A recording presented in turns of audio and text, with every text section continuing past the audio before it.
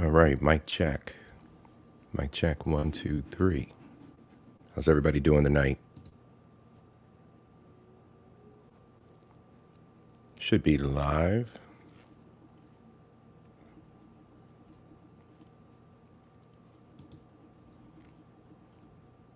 All right, let me see here.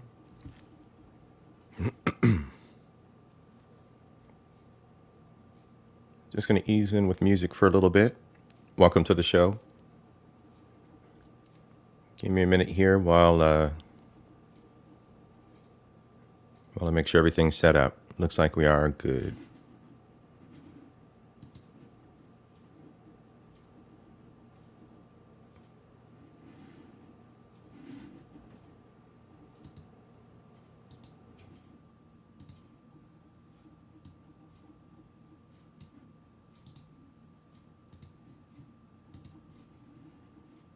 All right, so far so good. All right, welcome to the show, everybody. Hope everybody's doing good. Tonight we've got 10 taboo questions. This is going to be vent sessions number 3. Shout out to What If Alt Hist. And I'll tell you a little bit more about his channel shortly. But as always, we start off with a little bit of time here for technical check-in. Make sure everything's working as it should be.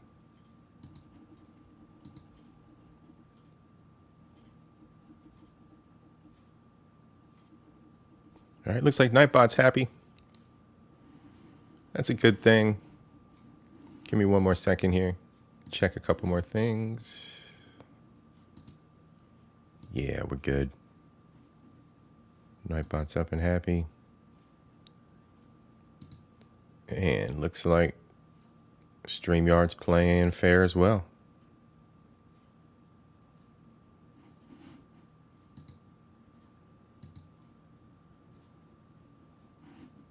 Yeah, looks like we're good to go for our technical. Hey, Josh, how you doing, buddy? Nice to see you this evening. President Josh is on deck for the show. We also got Knots on deck for the show. That's Knots the Best Gamer. Go check him out. Go check out his YouTube page if you haven't already.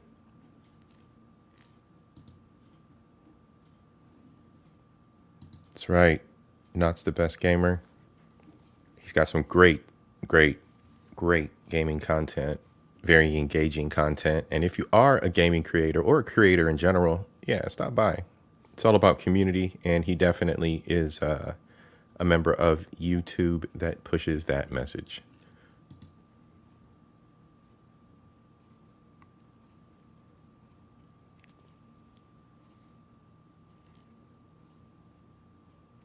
All right. We're going to go ahead and get started with the show this evening. Everybody, hold tight. Let's go.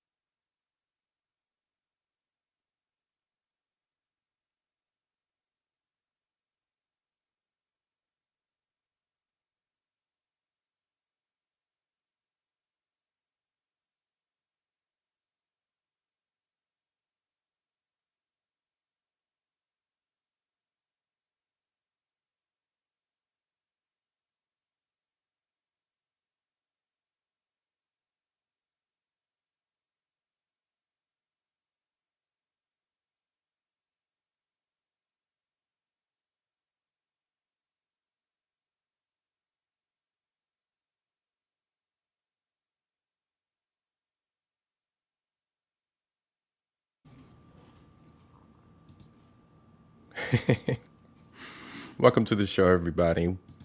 What's up? How's everybody doing? Sakafet to all my beautiful people from all corners of the world. That intro still makes me laugh. I love it. Want to start out with a sound check. Make sure we are still good to go. Josh, if you're out there, anybody who's out in the chat, hit one for me. Let me know that you can hear me.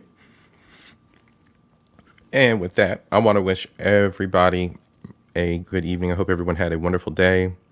I hope that everything that you set out to accomplish, you did. This evening, we've got a little bit of a doozy, all right? And I wished you well in your day and hope that everything went well, because now we got to use our brains. Today, I've brought a topic along with me that's going to be a little bit deeper.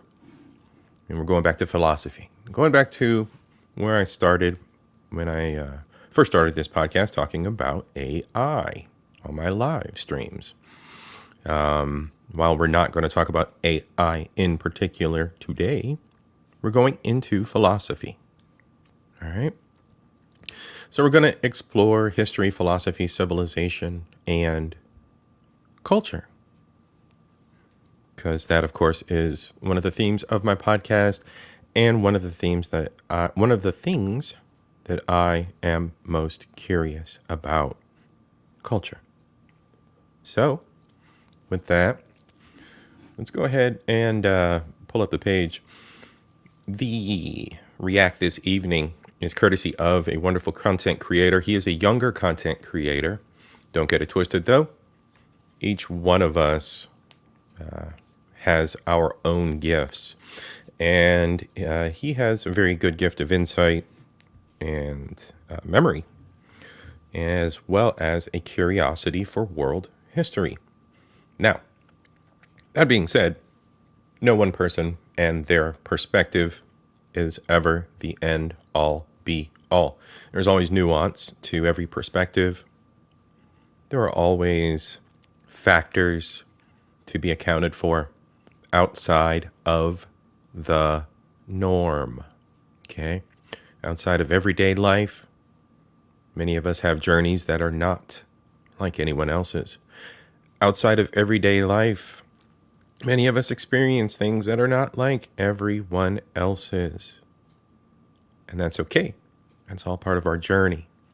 But when we're looking at philosophy, when we are coming up with an objective angle on a topic, sometimes that can stir up the feelings and stir up the emotions of those of us who hold our individual and relative experiences so dear to heart. So, a lot of times messages can be lost. A lot of times emotions can stir. That's normal. But I do ask that you pay attention to what is being said and discussed. And if you would like, as always, I can always toss a link up in the chat. You can always feel free to join the panel and let's talk. Let's discuss. Because the nuance of these topics and the one-off situations, the relative situations to our own journeys, are sometimes key to communication and key to spreading messages to others, right? That's what we're here for, to learn, to teach a little bit every day. At least that should be our goal. All right, so What If Altist, at What If Altist on YouTube. Go check him out. He does have quite the library that's building. I caught onto his page maybe a year ago, I think, and just kind of been following along. Now, again, it's just one individual's perspective, but it is a very fair perspective. Everything isn't as well-rounded as one would like. We're never going to find one ultimate source of information ever in our lives.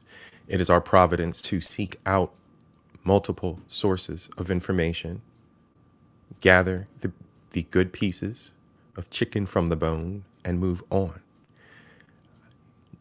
So, with that being said, go go subscribe to the young gentleman if you would like to explore. He has a, if you want to be a stick and not a rope in society, the gentleman does have a center conservative leaning perspective on life from his own point of view, which may or may not directly align with my own.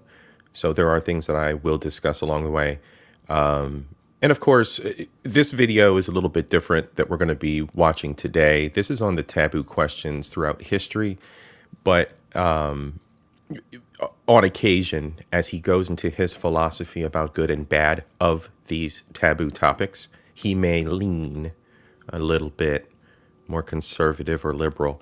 So how you interpret that and you absorb what is being stated is, of course, your own device. I'm here for the perspective and to objectively look at this and be extremely entertained, because I did watch this again earlier this week, and I think you will like this as well. Knots is back. What's up, man? I called you out earlier. I'm glad to see you here. Shout out to Knots, the best gamer. He said he's busy, but he got me. That's what's up. Enjoy the game, man. Enjoy the game. Thanks for stopping by.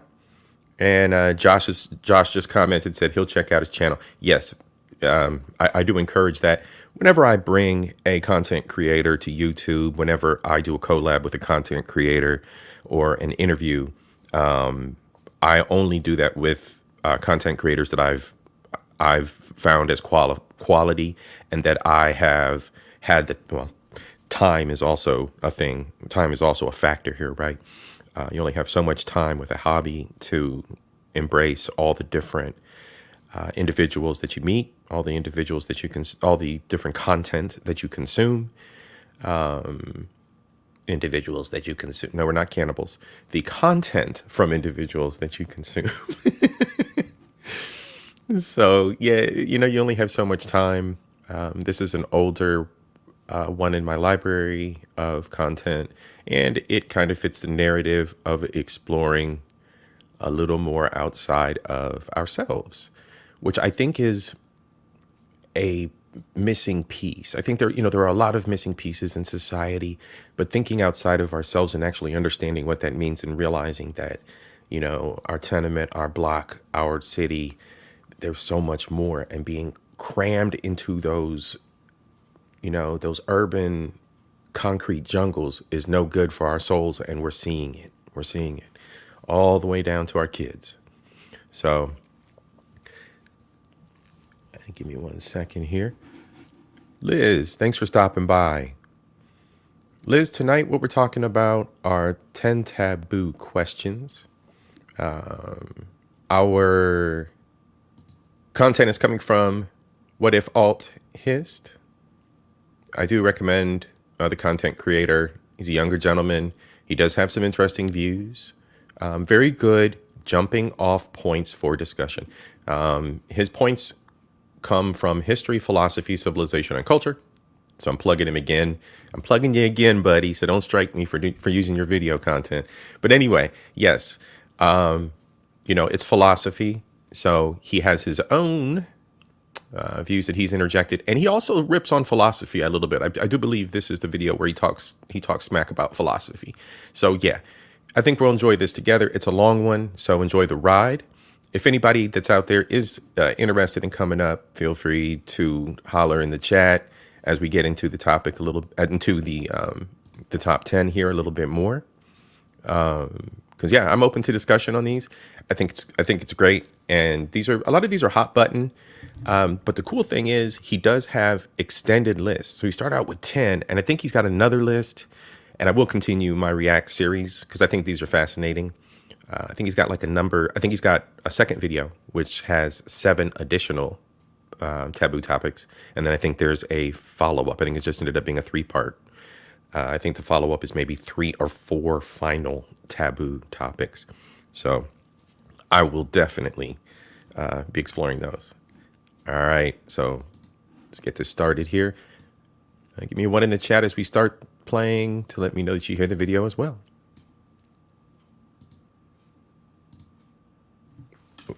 Give me 1 second. All right, there we go.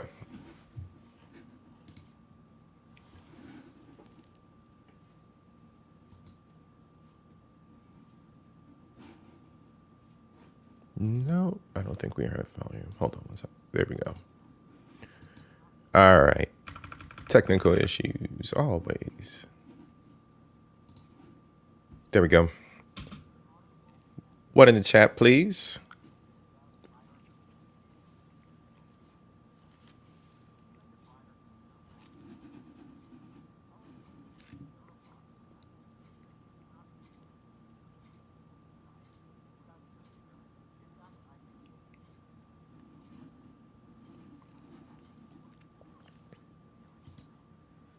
You guys aren't picking it up.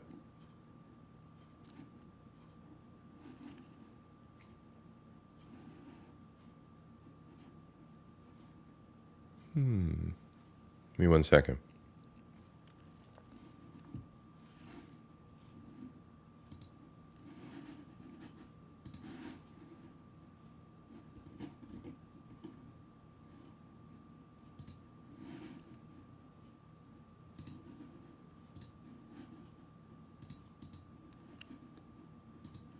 All right, give me just a minute. No problem. We'll fix it.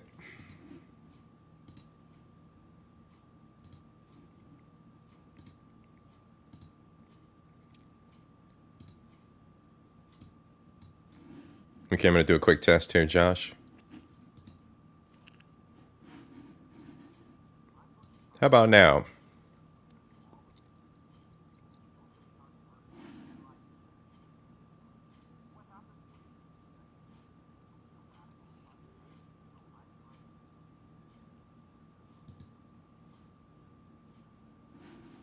Really? You gotta be kidding me, man.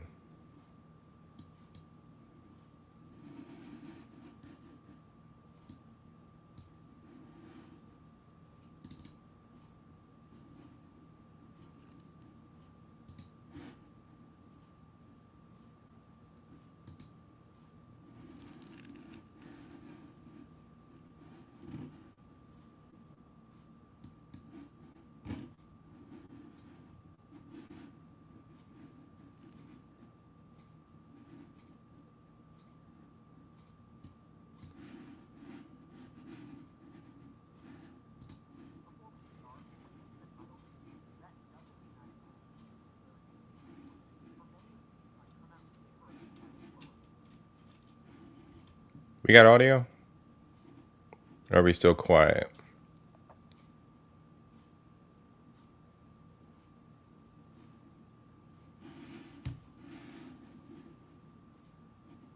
Ah, that's the problem. 1 sec.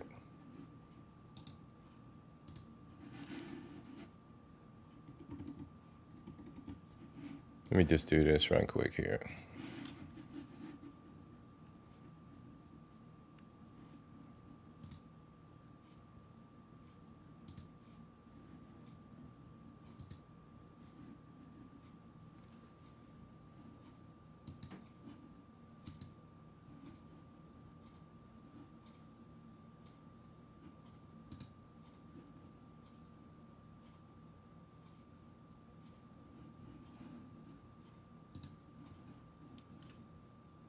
All right, Josh.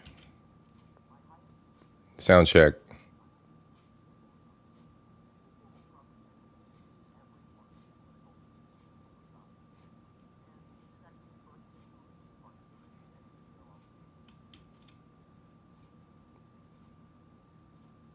You're kidding me. You gotta be kidding me.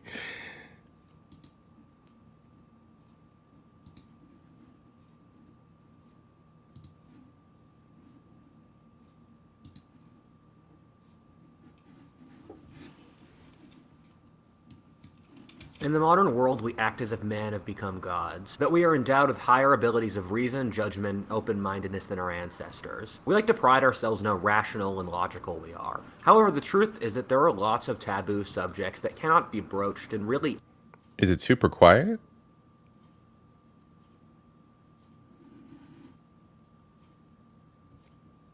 Oh. Ha. All right. Thanks, everybody. Sorry about the technical difficulties. We know how it is. All right. So let's go.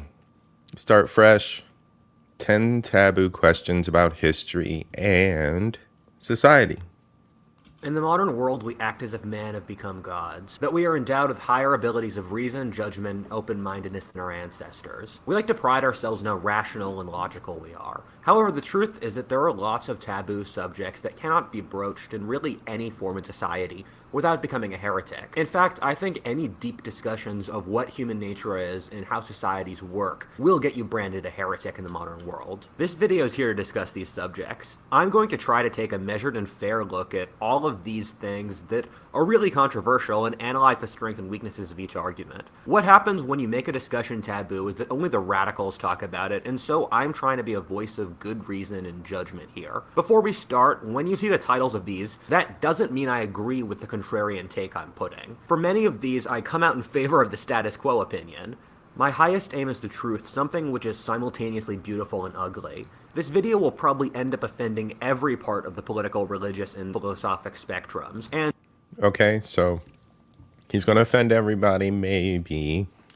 Most of the individuals that are my subscribers and the folks that I hang out with that do consume my entertainment usually have open minds about the topics. So let's go. I think we're good here. this is actually the first video of a two-part series. The next video I'll be releasing soon. But as an early Christian saint once said, if everyone likes you, you're doing something wrong, and you should aim to have the good like you and the evil hate you. Exactly. Even if you disagree with me, and I mean I'm imperfect and constantly wrong like everyone else, I'd like you to take in good faith that I'm looking for the truth. If you dislike me politically and thus try to twist my words here to make me say something I really wasn't trying to say, to take me out of context or unfairly tear me down, then you're merely proving the inferiority of your morals and arguments through your own actions. With that out of the way, let's get started.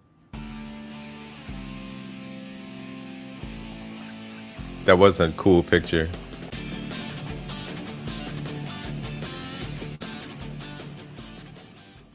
There are a lot of topics covered in this video, and each demands a bunch of research on my end, but reading book after book can be tedious and time-consuming. Okay. During parts of this too, I might pause because he puts a lot of text on the screen to talk about the stuff that's going through his mind. So he said, "It's BHM. I don't like you because you're white, sir." Hold on, wait.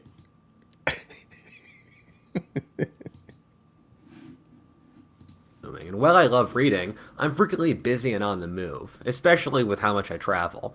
Audible has been a really big help with this. All right, we're not going to go through the Audible commercial, but like I said, go check him out. And also, if you go check him out, he's got an Audible code and you can partake there. So yes, go check him out. All right, let's continue.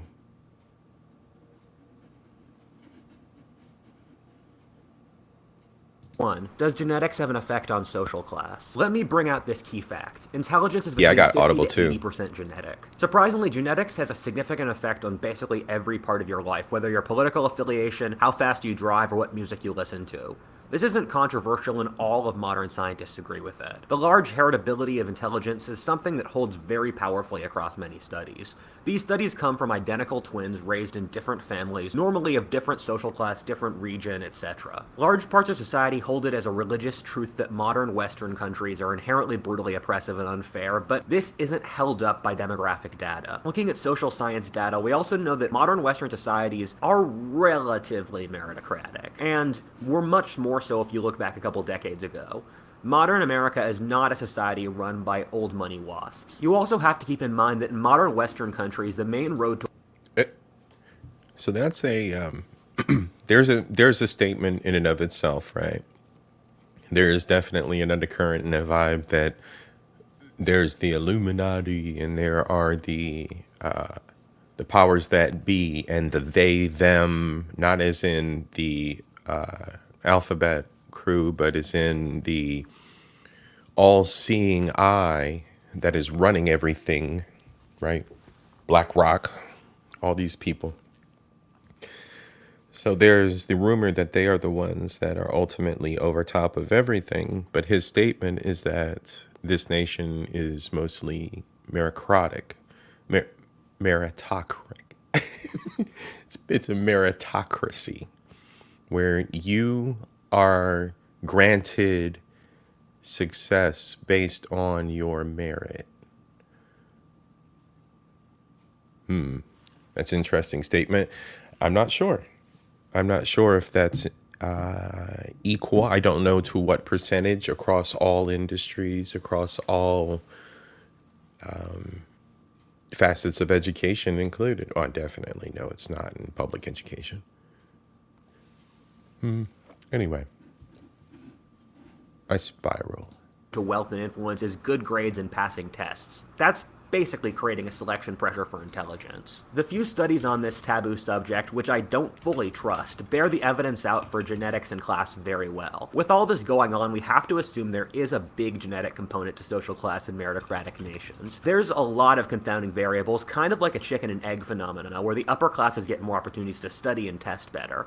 At the same time, I don't fully trust IQ and test scores as a metric. Everything here is so devilishly complicated. I just want to put this out here. I would never try to structure society around genetics. For almost all of history, people assumed the upper classes were genetically superior, but due to the decadence of growing up wealthy and in a society where everyone assumed they were superior, whenever they were in competition with the middle classes, they lost. At the same time, Yeah, genetics is one of the weakest one of the weakest foundations for an argument. barbarians, often led by genius commanders, would continue to destroy decadent, educated civilizations. I also think viewing the world through IQ is dumb. You just can't pick a single metric and establish a person's worth around it. I think going back to the way that almost all of history was, of treating the rich as some superior state of being, is evil. And I think making social policy around the upper classes being smarter won't work. Nope. I mean, I think the fact historically that meritocratic militaries have almost always beaten non-meritocratic militaries means that the force of the lower social classes moving upwards through their own talent is far more powerful than the heredity of the pre-existing social elite maintaining itself. All right. Now that is a powerful statement I agree with. When you have a meritocratic system in place, you're allowing the lessers to rise through the ranks. Now, we can look at labor and wages and jobs and stuff in America or whatever over the last 50, 60 years and see that there's been a shift, see that there's been a change. But the same basic systems are still there. You work through a year, you get a raise, you work through a year, you get a raise, and hopefully, in an ideal system, you then move on to the next position, or you move onward and upward in scale to a new position. Versus, you just inherit this because you're born to inherit it. Those people are idiots. I don't know why that isn't seen, but I mean, we did have a presidency where there was a bunch of people that inherited positions, and I'm not so sure any of them are employed anymore. So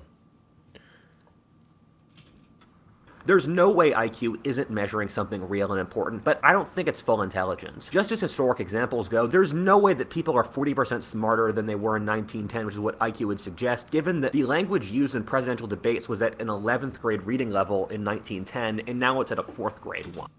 All right. I'm going to pause there. Back in the 1800s, he's saying that presidential debates were at an 11th grade level. What we have to also understand, too, is those were gentlemen that were learned. Those were gentlemen that were very well educated. They learned multiple languages, minimum 3, English plus 2. The way that most global citizens, individuals who are from other countries, are raised, English being a second language. So you have an 11th grade reading level. You have a high school reading level, writing level, speech level back in the 1800s. You have a very well-rounded individual. Whereas in today's world, the recent presidential debates were at a fourth grade reading level. That means that the vocabulary that those individuals used was so remediating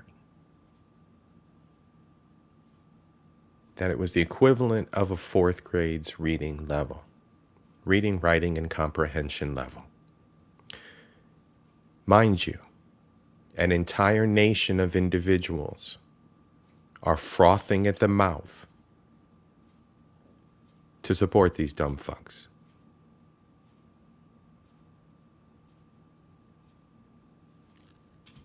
And educated people were expected to leave high school knowing 3 languages at the start of the 20th century. Likewise, anyone who's been to the third world knows that people there aren't dumber than first worlders. They are just some of the most entrepreneurial and creative people you will ever meet. I mean, to use some personal examples that I'm sure a lot of people can relate to, one of the smartest people I know grew up in poverty, didn't get good grades in school, and never went to college. And one of the dumbest people I've met grew up in wealth and is now going to a good school.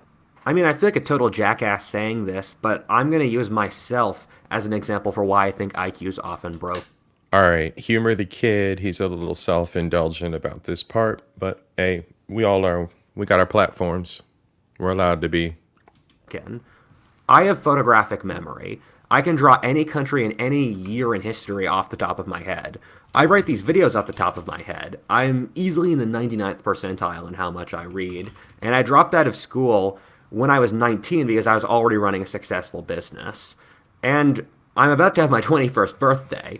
But from a statistical perspective, I have lower than average IQ, I didn't get good grades in school, and I didn't test well on the SAT. At the same time, IQ is one of the most verified and best studied things in modern science, and we know it does measure something really important, we're just not entirely sure what. Number 2 is Western philosophy.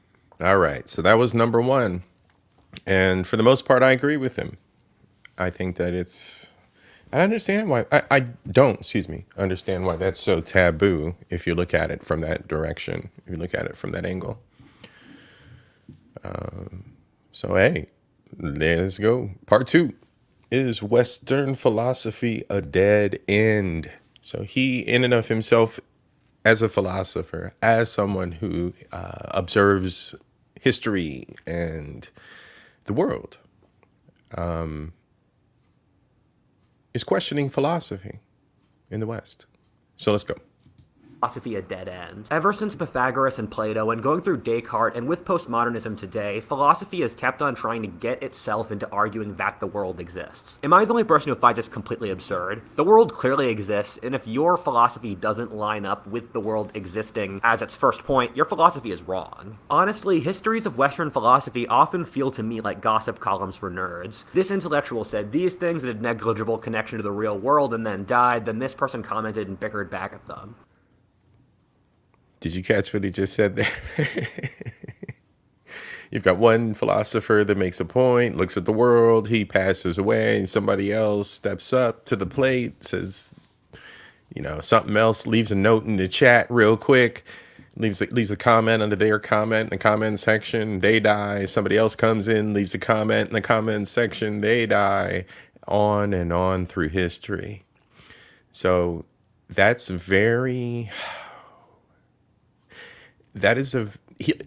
he'll explain here in a minute. It's a very narrow-minded way to look at philosophy. Absolutely. That's a very narrow way of looking at it. But at the same time, when you look at what's come out of the West from modern philosophers, it's dire. But I'll let him explain. I know what I said is extremely simplistic and kind of offensive in how much it is, but I think there is a point there, in that I have a couple problems with the trajectory of Western philosophy that I need to break down quickly. First, the Greeks believed logic to be superior than the outside world. Okay. The easiest example of this is with the ancient Greeks saying that the objects of different weights fell at different speeds, which was the conventionally accepted science for 2,500 years. However, Galileo literally went on top of the Leaning Tower of Pisa and literally disproved it by dropping 2 objects in a matter of seconds. The Greeks believed a logically coherent argument needed no evidence. and so never tested it. You can find repetitions of this pattern throughout the ancient world. This has resulted in lots of logical rabbit holes that have been disproven by modern science and just testing the goddamn thing. The problem with Western philosophy has been that it puts logical argument above experience, but no one checks to see if the assumptions that go into the creation of that argument are even correct. You know what? It's not a career, but it is definitely impactful in society, I believe. I don't think there's anything wrong with that at all. I see no problem. Correct. Good call, like, Queen. Almost all moral philosophy now starts with the assumption that harm is the worst possible thing that can happen morally, an argument that when it boils down to is fundamentally irrational. Almost all leftist philosophy starts with the argument that humans are inherently perfectible and improve morally with education, which again operates on faulty premises. We now start with the premise that everything can't be objectively proven doesn't exist, which then results in weird intellectual rabbit holes totally removed from how we actually live in the real world. Intellectual rabbit holes. There are a few of those out there that we're dealing with right now in society. Gender being one of them. Like saying good and evil doesn't exist, which basically argues that Santa Claus and Hitler are at the same moral level, which is not a useful prism through which to act in the world. Western philosophy is obsessed with forming a logical premise and then encapsulating the whole world inside of it, but that's too primitive a view of the world. This premise then purposely ignores any information that disagrees with it, which True. is like the opposite of the scientific method. True. Look at postmodernism, which says all social relations... Okay, so this is a powerful one, right? This is a thought process, and it's labeled the liberal flowchart about racism. So I don't argue with this. I don't argue with this because this is a very off-the-cuff, knee-jerk, reactionary action to white people and racism.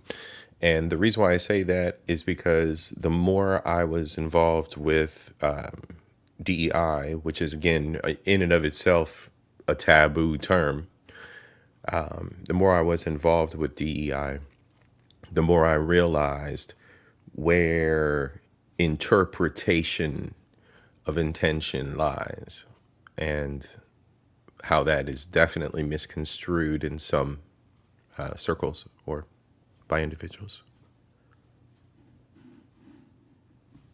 relationships relate to power, and then says anyone who disagrees with it is just a tool of the oppressive powerful. Western philosophy only survives since the vast majority of the citizens in Western countries are Christian. An emotional, humble philosophy that's counterbalanced the hubris of Western philosophy. Whenever philosophy is given full reign without religion, it results in the deaths of millions as philosophers try to build utopias. Ideologies are philosophies trying to take the place of religions. The philosophy... Okay. He says a lot very, very fast. So I'm going to run this back a little bit because now we're getting into the global view of philosophy, and he did touch religion. So I see where he's going with the taboo angle of things. I mean, they're not conflicting they're not conflicting studies, but they definitely have had conflict. So let's go for, here we go. Oops. are Christian. An emotional, humble philosophy that's counterbalanced the hubris of Western philosophy. Whenever philosophy is given full reign without religion, it results in the deaths of millions as philosophers try to build utopias. Ideologies are philosophies trying to take the place of religions. The philosopher mocks religion as outdated and then builds an entire theory of life around capital, communes, the nation, or social justice, and then adds an ism. With a worldview that simple and easy, the junk food of religions, it attracts the most unscrupulous and evil who hide behind the easy messaging. When you compare it to Eastern philosophy, which was so successful that it became a religion, that totally dominated societies, you see a far more healthy and holistic look, embracing emotion. And he's speaking Buddhism. Society and man's place in the universe. Compared to Hinduism and Buddhism, Foucault and Schopenhauer are intellectual masturbation. Also, I know I'm not being fair to the whole trajectory of Western philosophy here. What I'm really talking about is continental philosophy. Okay. I paused it again, I'm sorry. And he said what he's talking about is continental philosophy, which is the one dead center here. philosophy, which tries to build a worldview from logical premises. I place Western philosophy with humility, whether British empiricists who only look at what can be proven scientifically in that situation, Christian philosophers who know how little they are compared to God, and science, which is humility personified, as Yep. possibly the greatest contributions to the human race of all time. With the Yep. exception of Rousseau and the French Revolution, the Enlightenment, which tried to solve problems in the real world rather than building an entire worldview from a single precept, thus sparked the greatest era of progress in all of history, and was part of that tradition. Western philosophy, when paired with humility, which normally came either directly or indirectly from Christianity, accomplished some of the greatest good of all time by creating a duality between humility and hubris. But at the same time, by itself, Western philosophy has done some of the greatest evils in all of history. Number 3, what were the negative effects of women entering the... All right. So that's the Western philosophy aspect and the taboo angles surrounding that. I think you went a little light on it. Personally, I think you went a little light on it. I think that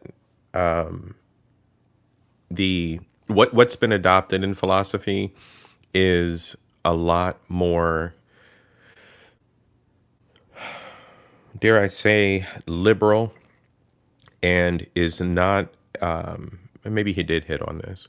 It is not as focused on the function of society. So there's a little bit to be discussed there. And again, I'm not a philosopher or a professor of anything remote. Just have my own perspectives. And that's why you guys are here, to think. All right, the next one. This is one that's a very sore spot in the West at the moment. But, I mean, again, a lot of this has to do with who we are as humans, which falls under this taboo diversity, equity, and inclusion piece. So as a previous person who worked as an implementer on this, I think we're about at 80% what is measurable as equality in the workforce. And one thing I can definitely vouch for that I've seen is a serious deficit in medicine. Not only knowing individuals who were doctors or surgery technicians, but having family members who were in the industry and dealt with racism and, gender discrimination. And I guess you can pretty much run the gamut. But the most toxic atmosphere, I think, to other than gatekeepers in other industries, which there are a lot. There are a lot of gatekeepers out there. But I think medicine is one of the most toxic. And I think that you also find a lot of toxicity in the heavy industries. Linemen, rig workers, heavy construction workers. You're going to find a lot of bias there in those industries. So, I mean, if that's what you want to do, there's work to be done. Otherwise, I think that there's a lot of equity and equality that's been busted open in the past few years. And the numbers are looking to the positive. So everybody take a deep breath. Take a deep breath. Everybody just kind of reset yourselves. And don't forget too, all right? You can't forget this. We are setting the stage for the kids. Everybody gets so wrapped up in their misery. Yeah. The story that your kid gets to take forward is my mom, my dad fought through this in the workforce. I'm here. Okay. It's no longer an ancestor I don't know was beat on a field, but you now have a story that you can relate to and pass on. and be a foundation for the strength of what you're giving the young. This is about them. Our struggles go to them because believe me, the average listener of my podcast in 30, 40 years, you're dust. I know I will be. So let's keep it in perspective, everybody, and carry on, carry on.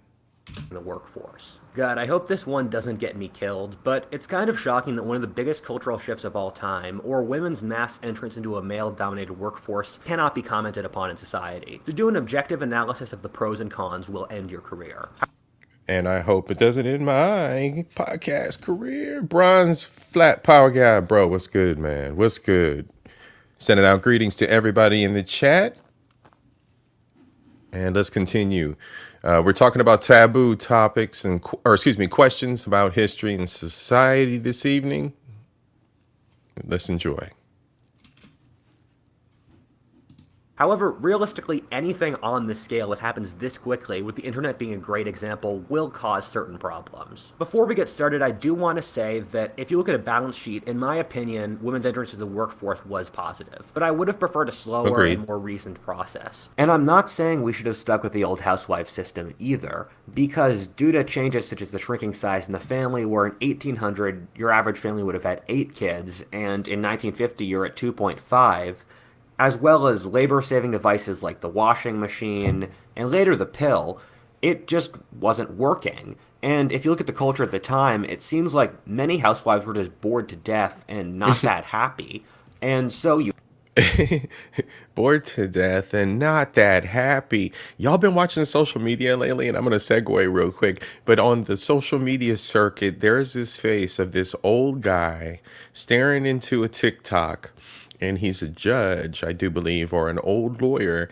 And for the past 50 years, he's been raising his kids, or who he thought were his kids, were in fact the mailman, milkman, the man. I don't know. But 50 years ago, bro, that was his bored ass housewife right there on the screen.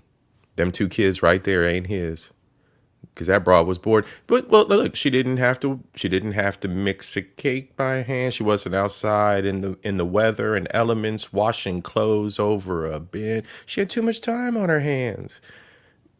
Maybe the same could be said for all the people that are running around on TikTok, because they have the convenience of running their mouth on their hands instead of doing something productive. But hey, who am I to judge, right? you had to see a change, and it doesn't surprise me we went for a radical one. And I mean, the fact that women themselves made the decision to enter the workforce as quickly as they did means something was broken in the previous system. Women's entrance into the workforce allowed them a greater degree of freedom than any era in history, but I still think it's important to look at the negatives. One of the big ones is depreciation in wages. By far the biggest factor in depreciating wages over the last 50 years, far beyond immigration, globalization, or any other factor, is women entering the workforce. Well, see, what they did was they said, oh, the girls want jobs too. Well, we just won't give anybody any increases. At higher rates, simply since there are so And that also goes to say that, well, the man who could once support the family can now no longer support the family. many women. People often don't think about how back in the 80s it was normal to have a single father support a stay-at-home wife and multiple children. Now I would say most couples with both parents working can't afford to have any kids. This has created a problem for many women who would have wanted to stay at home but now can't since other women have depreciated wages by entering the workforce. It's easy to overhype the economic growth that came with women entering the workforce. And, you know, he said it a second time there, but it's absolutely what these corporations did. They froze wages. Since housewives are actually pretty economically productive, having 80% of the economic value of a worker, and that was more pronounced for labor-saving devices. So if you go back to the world before, say, World War II, women had the same degree of... Wait. Break her off 50 grand. You got a wife for a year, gentlemen. All in a day's work, gentlemen. All in a day's work. That's right. 50 grand, gentlemen, 50 grand. Buy yourself a wife, 50 grand. She will take care of your kids. She will do all the personalized cooking, the housekeeping, the budgeting, and 50 grand, gentlemen, 50 grand. I'm giving her a 5-stack tip, by the way. Economic value as the men who were working, it's just, it wasn't being paid for. And a lot of the costs come down to stuff like childcare, cleaning, or cooking food. Jeez. It also created a lot of stress, where as a bachelor, I can say managing all the chores in the house between cleaning, Yeah. cooking, and the like comes down to a full-time job. And so when both sexes are working, it leaves people with a lot less free time. The effects of this are True borne that. out across society, Absolutely. ranging from collapses in sleep time to collapses in health, since families are eating out with unhealthy food more often. All right. Yep. And the sleep trends in America is also disproportionate per race, per income. There's a little bit of other factors there. And I'm guessing those are the other dots. You see the 3 dots below the mean. I'm guessing that's where those fall. So that includes individuals of X race that may have, don't have as many opportunities or may have other liberties restricted.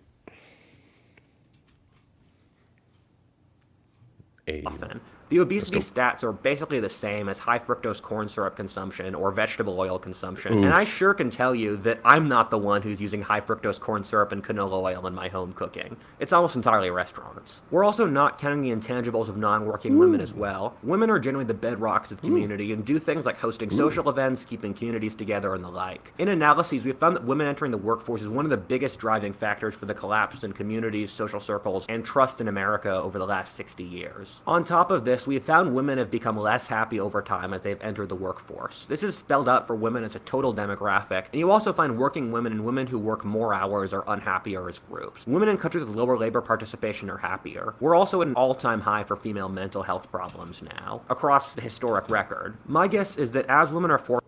I'm going to rewind that back a little bit. Yeah, life satisfaction. So, I don't know. These studies are always shaky to me at best because I do not like the pool. I'm not really comfortable with the sample size. So, pardon me. It's to be discussed. It's something to be looked at. But I'm going to tell you this. It's widely expressed across social media. I don't know to what percent, but there is definitely a vibe out there of individuals who are not happy of the opposite sex about the 9-to-5 grind. And I mean, and ultimately, if if there is a possibility for a reduction in time that you are being commanded and bossed around by another man is at all possible, I think that would be to your advantage to take hold of. So maybe there's marriage in the future for some of us. Spelled out for women as a total demographic, and you also find working women and women who work more hours are unhappier as groups. Women in countries with lower labor participation are happier. We're also at an all-time high for female mental health problems now, across the historic record. Absolutely, My guess sis. is that as women are forced into male-dominated work communities with high degrees of competition, which women, due to higher trait neuroticism and lower testosterone on average, find more stressful than men. Much of the modern feminist movement is women trying to redesign the workplace on They running out here saying that it's a necessity, though, sis. They don't understand. Everybody got to do it. a feminine basis, but the truth is that competitive organizations need to have a masculine edge to them in order to survive in a Darwinistic competitive world. There's a reason militaries are all manly, given that militaries that aren't manly lose. The entrance of women into the workforce en masse has resulted in massive growths in middle management and bureaucracy, as women want more order and less rough competition in the workplace. Finally, the massive mental health crisis among Gen Z may in a lot of ways be driven by children not having enough time with their mothers growing up. As mothers left for the workplace earlier, putting kids in daycares, we went through a giant social experiment never before seen in history, the results of which we're still bearing fruit of now. Children raised in daycares have significantly higher anxiety, much worse attachment, inability to maintain relationships, and higher depression. If you were looking for negative social effects of children not having enough time with their mothers growing up, the results would be exactly what they are. Number 4, some culture is better than others. People like to say that all things are equal and you can never judge quality. All right, we're getting ahead of ourselves. It's backed up. So, Quality, but really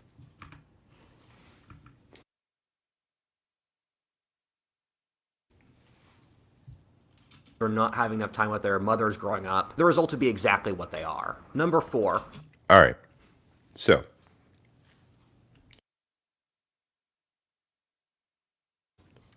there is a deficit for children and their care. That's always a concern. This is the forefront. I think that should be looked at. I think that there should be a balance. And I think that, everything's not going to be universal for everyone. So I think that if whatever decision anyone makes, that they make it intelligently. And if they reproduce, that you think about the kids. That's your whole reason at that point for existing. So whatever you're doing, take care of your damn babies. That's all I'm going to say.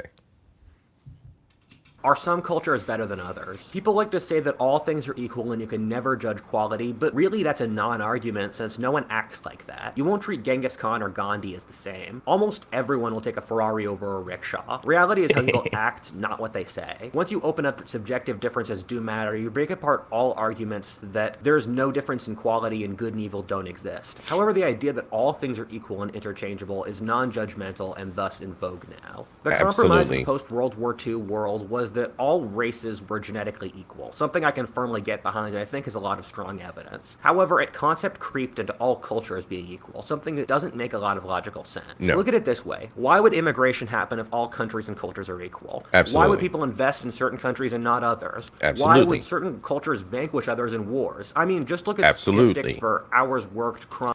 Why would certain cultures sell out their own people? Why would certain cultures sell out their neighbor? Why would certain cultures absolutely decimate? And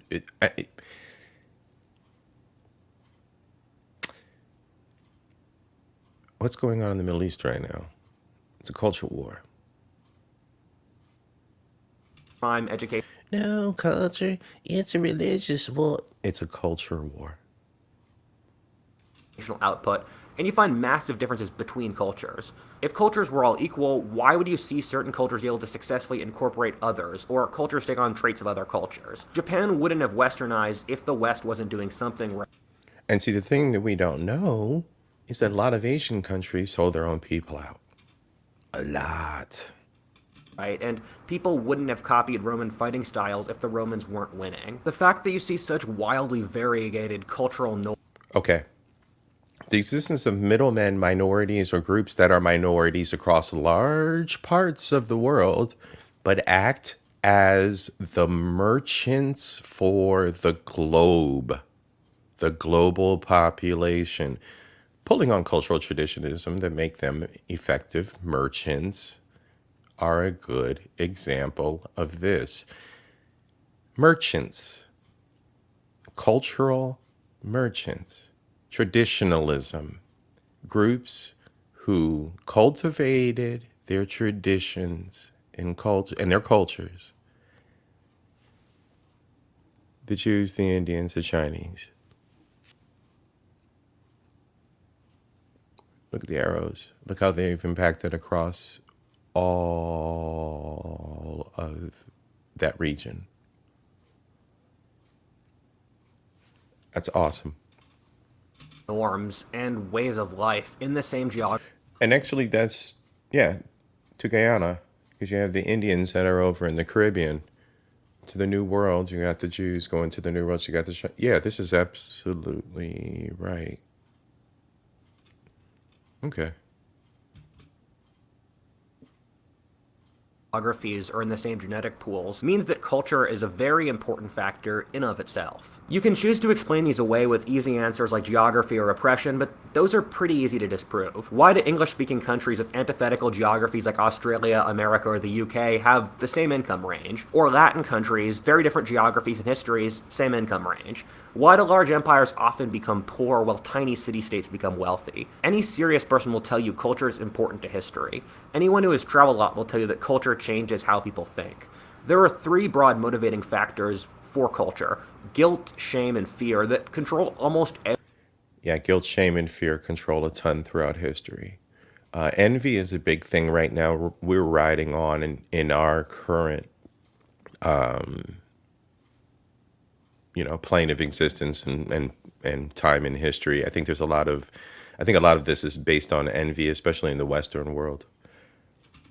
Every aspect of how people think in a society and how a society develops. In fact, you can see testable differences in how people from different cultures think in psychological surveys and what There's a book. Pause it. Read it. Might be good for you.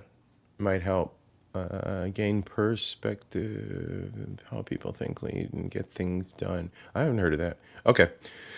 parts of their brains over or underdeveloped. The idea that no cultures are better than others is really a faith-based argument to not judge and treat all cultures with decency and respect, which I understand and support. I will not adopt the customs of pygmy tribes in the Congo in my daily life, but I think they have a God-given right to practice them themselves and should be protected from exploitation. If I were to visit them, I would learn about their culture, partake in it, and respect and enjoy it. I think copying Peru's economic system is really dumb, but Peru is one of my favorite places to live in the world. The people are amazing, the food is incredible, and it's a really pleasant country in a lot of ways. Like with IQ, I would say you really shouldn't compare cultures by metrics. One of the biggest things that's made societies weak across history is arrogance and underestimating supposedly less.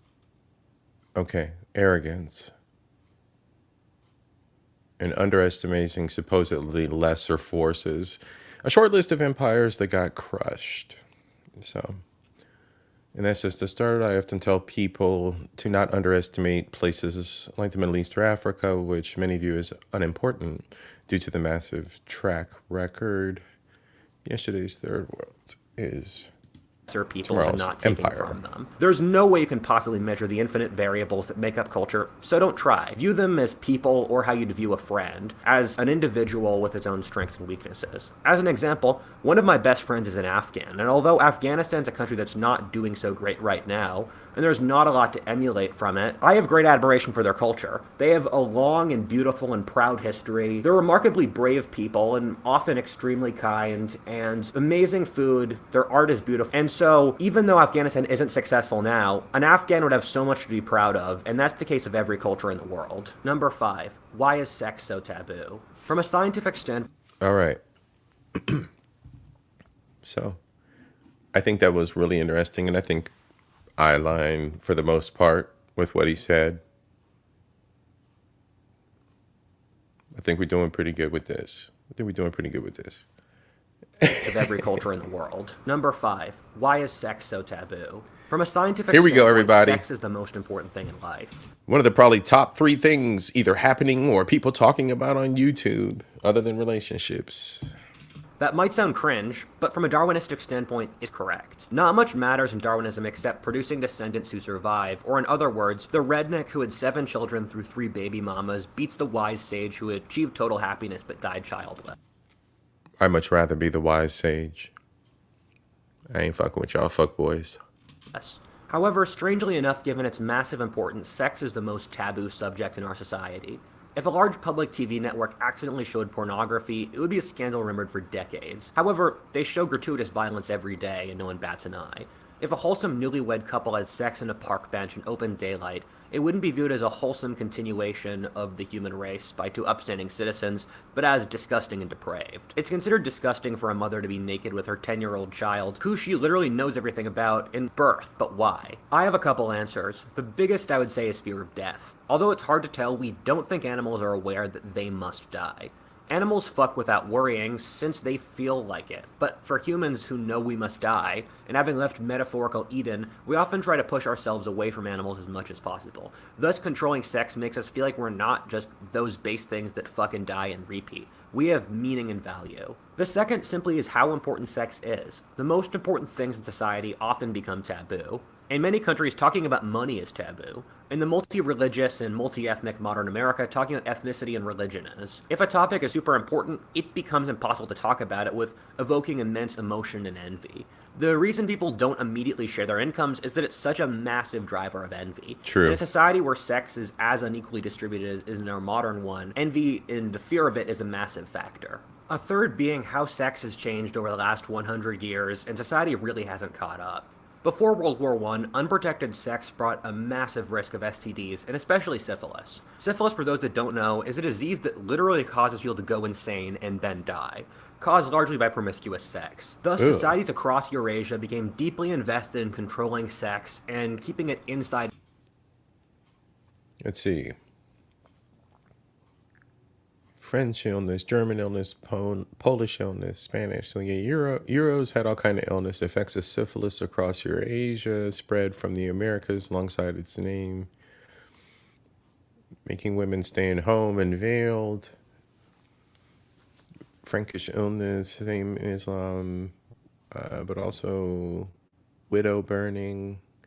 Wow, 1/3 of male population become monks in the Buddhist religion. Like, oh no, man, we ain't even messing with y'all, broads. We just y'all cooties, y'all got cooties, all y'all. Hold on.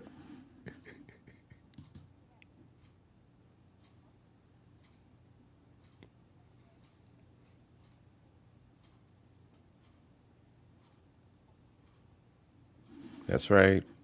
That's the way y'all left the map. Cooties. Anyway, there were other things. Marriage after 1500 or the arrival of syphilis in order to keep syphilis from spreading, which seemed like a literal verdict from God that sex, and especially promiscuous sex, was bad. The cultural trend that ended up with showing titties being worse on TV than a serial killer mauling people dates back to syphilis. The Middle Ages and in some ways the early modern period had much looser attitudes about sex. Look at her, Cootie Queen, trying to trap him. He was like, no, man, ma'am, no, no, please, please, your highness, no.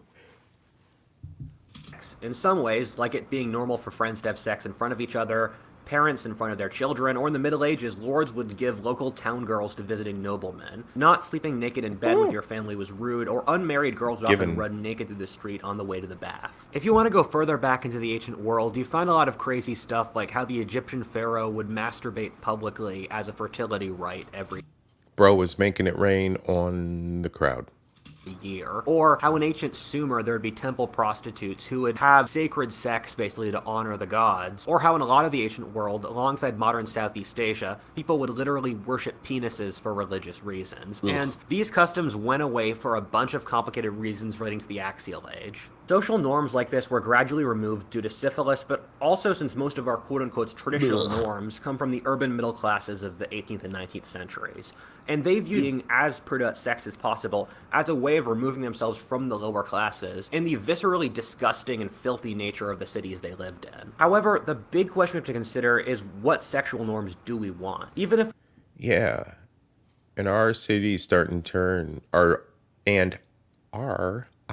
city starting to turn into disgusting, filthy, dystopian, mucky, I don't know, other descriptive words that describe nastiness plus STDs. Anyway. if we have the pill, our psychology and nature has hundreds of millions of pre-pill biological wiring, and so what's the healthiest and most human way to have sex? It's not free love. I myself am not a fuckboy, but most of my friends are, and after a certain point, every single time it gets meaningless. Yeah, I know. Oh, I know a great swath of good fathers, but I'll tell you what, growing up, them dudes were some fuckboys. The ones that I hung out back in the day, they were no good.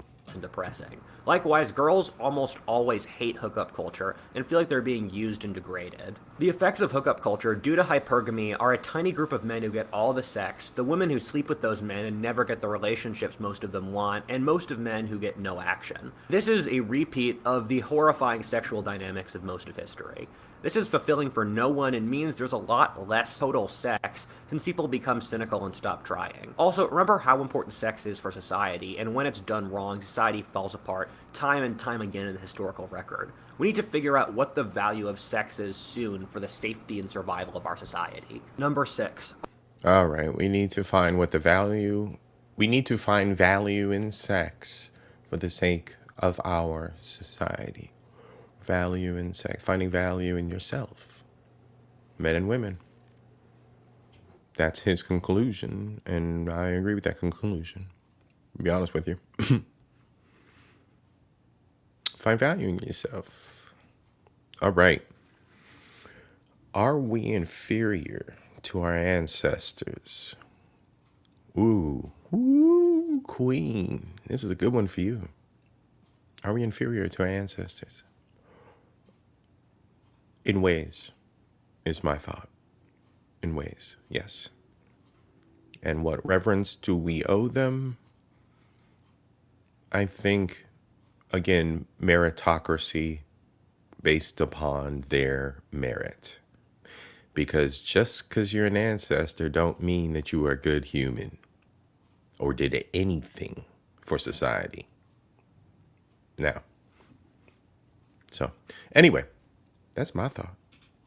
Are we inferior to our ancestors? I remember the first thing that came to my mind when I saw the whole movement to tear down statues and the like was, oh boy, we really do envy our ancestors, don't we? For those of you who don't know, I made a video at how envy Right. affects societies, and it's really changed the way how I view the world, and to see how deep envy does go. And the only way I could make sense of why young people today are tearing down statues of Winston Churchill, writing white men out of the school curriculum, trying to blacken their ancestors' names, is that now we know in the bottom of our hearts that we don't match up to them. Let's look at it through this lens. The United States between 1850 and 1950 settled the West, ended slavery, ended real disease and poverty, beat or held back the multiple tyrannies of communism, Kaiserism, the Japanese, and the Nazis, went from cavalry charges to nearly landing a man on the moon, turning cities from filthy, disease-ridden traps to beautiful latte and park-filled places, and gave women and ethnic minorities much better deals in the world and legal equal rights. Have any group of men before or since accomplished as much as they Much better. Much better were the operative words he used, which were fair words. Much better. Not the best, but much better. And he's right. did in that time? The men of the West in that era will in 3,000 years be remembered the same way we think of the Greek miracle of Aristotle, Plato, Xenophon, Pericles, or the Stand of the 300. Now, what could we possibly do to compare? Make the iPhone, legalize gay marriage? We can say that, but we know in our hearts that we cannot possibly compare. In our private lives, compare your life to your ancestors 100 years ago, or your grandparents, and how they triumphed over much harder conditions than you did. For those of us with parents from non-first world countries, these comparisons are even more acute. It makes sense on an emotional basis that after those generations of great Western men, that their descendants would try to backlash, disown the culture they built, and even try to destroy the concept that comparison can happen, so as to ease the pain of knowing they cannot compare to their ancestors. I was listening to a tape. That's some good.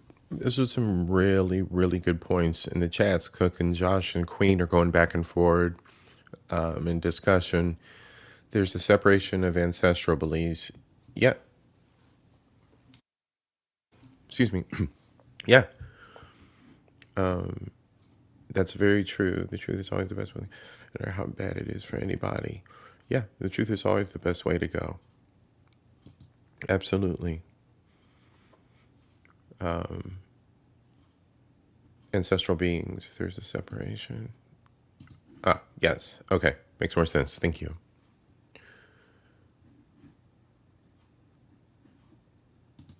Yeah, I agree with that as well, Josh. And we actually need to discuss how how atrocious the acts really were against the natives of the country. Because looking at what went on in the Caribbean and learning more about just my history and what's available regarding the Arawaks and the Caribbeans, the two different warring tribes in my region, there had to have been a lot of atrocious shit that happened.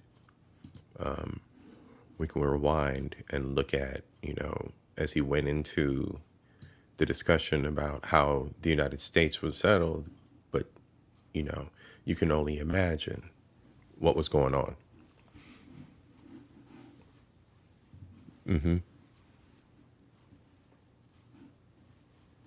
Absolutely.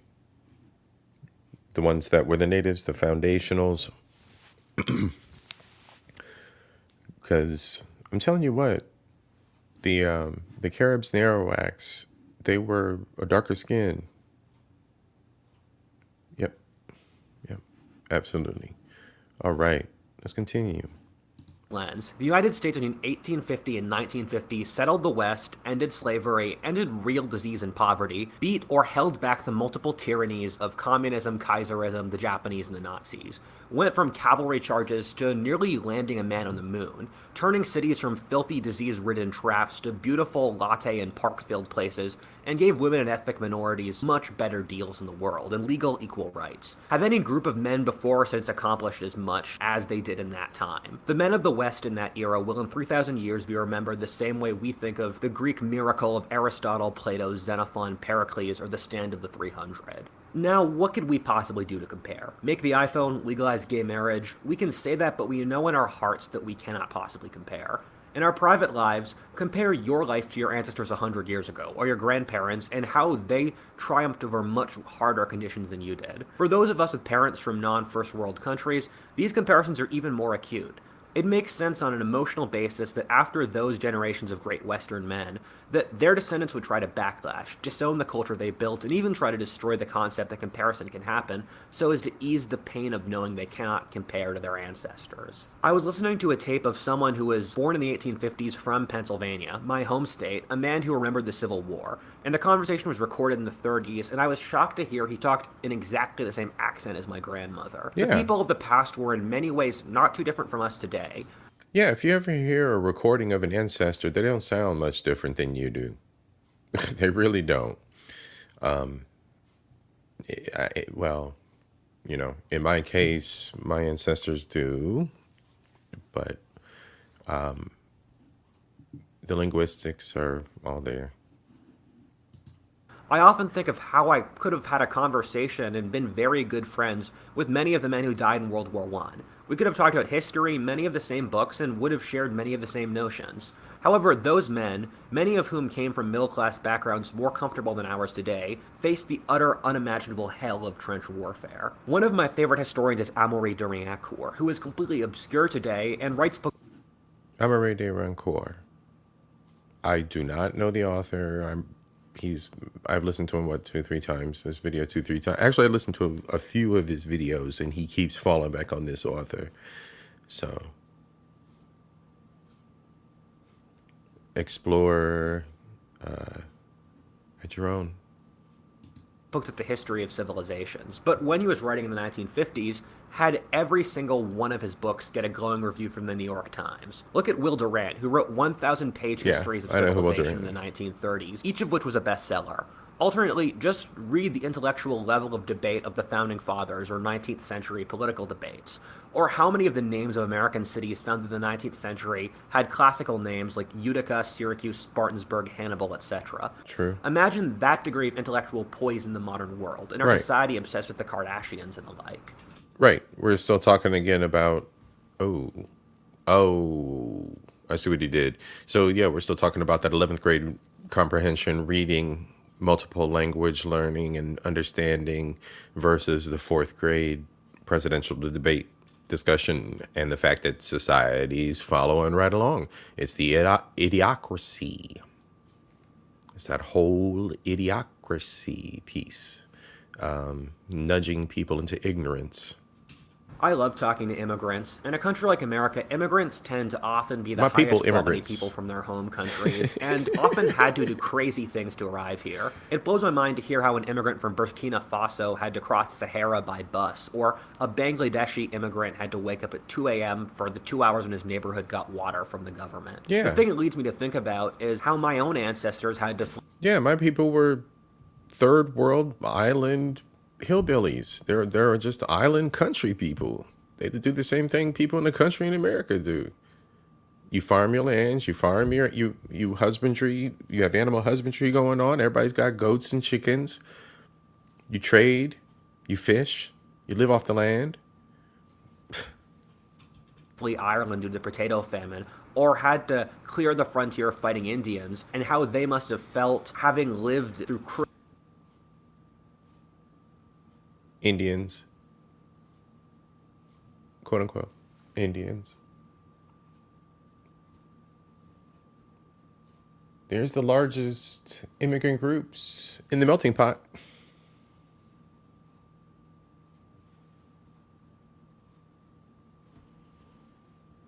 Hey, wait. Where's Ireland? Crazy life and death stories. I've had 3 life and death experiences, and each have changed my life in the most beautiful possible ways. As I've talked about in my video on decadence, as Decadence. life gets easier, Yo, we might do decadence. I don't know. That was one that's off the radar. It's further out on the radar because this is a 3-parter. So we may do decadence, we may not. All right, I'm gonna let him cook. people get softer, less formed, and less ambitious. We've seen this play out with psychological studies with hardship and trauma forming character in many ways. Yes. What I see with our current era is how the medieval Islamic historian Ibn Khaldun's theory of how the first generation makes the empire, the second maintains it, and the third loses it. When I'm about to do something that scares me, I think about how many of my ancestors died in battle fighting for freedom, and how they'd call me a pussy. At the same time, I'm sure I had many ancestors that Cool, were horrible Josh. people and cowards. History contains both immense Yes. Yes. I'm sure. Let me tell you what. Cowardly behavior. It's human. But there are definitely individuals where that was their primary character flaw in my ancestry. Definitely that. So, yeah. We have to understand the entire scope of what makes us who we are. Everything that we go through is everything that these people went through in the past, plus whatever opposition and challenges they had to fight through. You think people didn't have a lazy day? Somebody's knee wasn't hurting? Come on, y'all. ups and downs that we have to focus on. In the same way that you had many ancestors who were superior to you, you had many that were inferior to you. However, an understanding of history is in many ways liberating from the constraints of the present world. And Let me tell you what, an understanding of history helps so much to the point that being relieved of the modern world can appear as arrogance to others because you have a different perspective on where you're going, where you came from, where you are, and what your goals should be, where you're going. It puts so much of your life in perspective.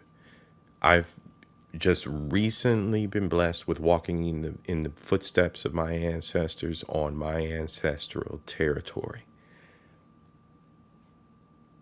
And it was an emotional and enlightening experience when I really stopped to pause and think about where I was geographically in the world. Overseas, walking in the footsteps of my ancestors. It was powerful. It was powerful. All right. allows us to get a real perspective. Number 7, does society need drugs to function? All right. Let's go. Who got a bottle? Who got a little nice little gentleman's pour of whiskey? Who's got a little bit of that left-handed tobacco? Little blizzy. Put it in the air. Let's go. Does society need drugs? And I'm not endorsing anyone do anything like that, of course. I'm writing this episode while drinking kratom, a Oh my low-level goodness. Malaysian Why and would Thai you? powder that's used by He just plantation opened workers it. to work in the rubber plantations for their 12-plus hour shifts.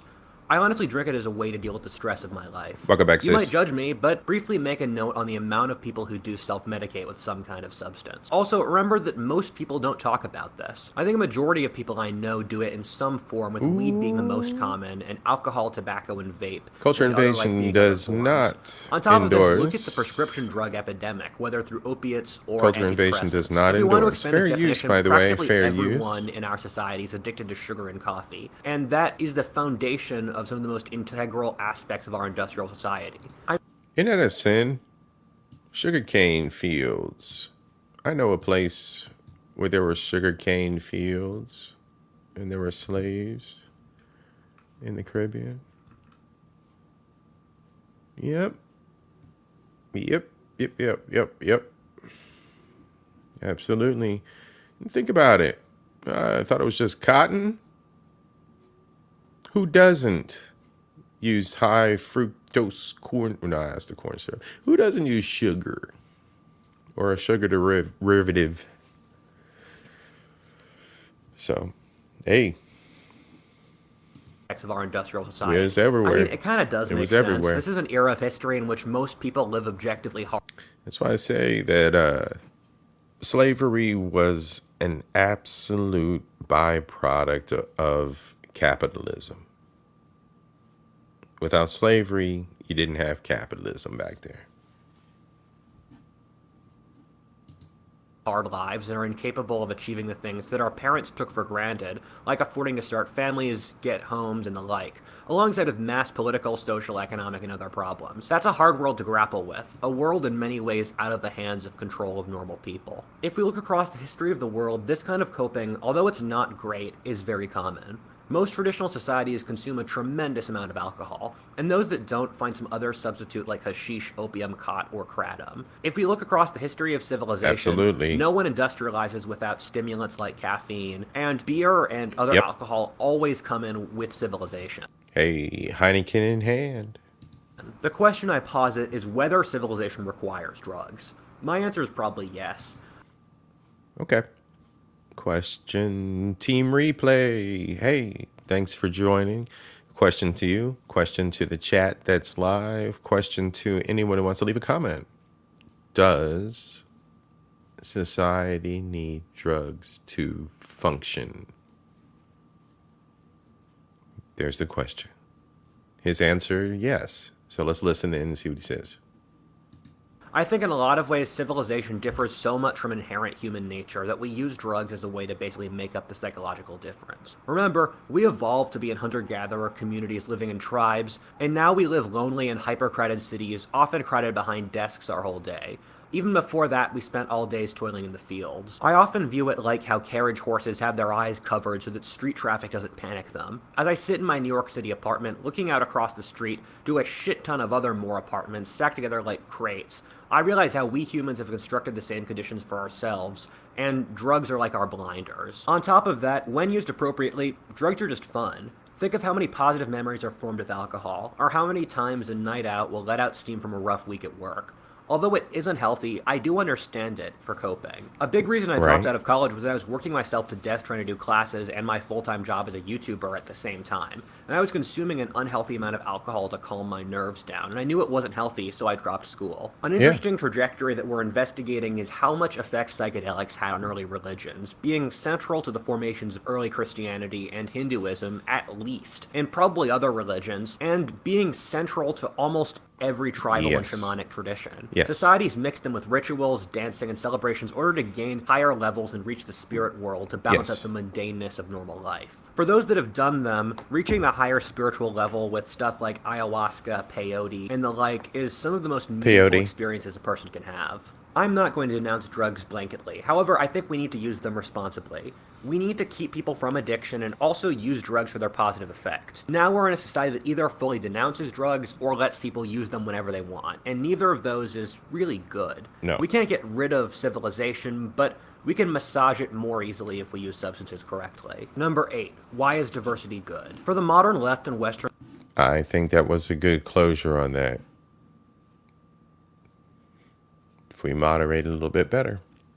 And we are a little more maybe compassionate. countries All right.